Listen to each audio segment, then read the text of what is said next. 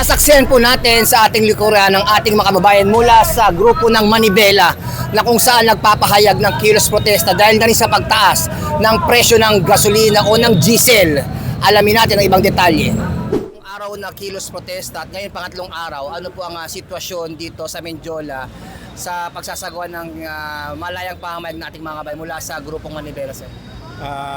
Kung makikita natin yung sitwasyon dito sa Menjola, maayos ang pagpapahayag ng kanilang mga saloobin. Pinapahintulutan natin sila dahil nangako naman sila na i-observe nila yung kaayusan at ang presence ng ating mga kapulisan dito ng DMFB, RMFB at ay para siguraduhin na tahimik at ligtas ang lugar na kung saan nagdadaos ng kanilang pagpapahayag ng kanilang saloobin. Sa ating pagpapahayag ng ating mga saloobin ay may karampatang responsibilidad.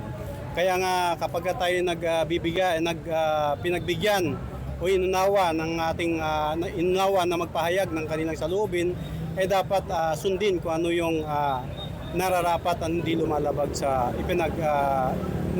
sa batas. Pinakahabilin natin sa ating mga kasamahan sa PNP na sa ating trabaho dito, napaka-importante ang pagrespeto sa karapatang pantao.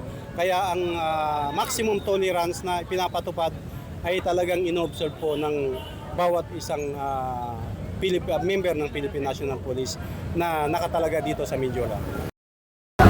Mula po dito sa lungsod ng Maynila, Menjola at sa ngalan po ng aming Regional Director ng NCRPO, Police Major General Anthony Abirin at sa aming pong Force Commander ng RMFB NCRPO, Police Colonel Celso M. Rodriguez.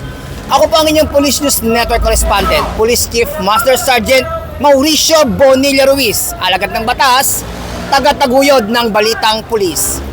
Lilingkod sa bawat Pilipino at magbibigay ng tamang impormasyon para sa tahimik at maayos na Pilipinas. Police News Network, alagad ng batas, tagapagtaguyod ng Balitang Pulis, sandigan ng mamamayan, patnubay ng katotohanan.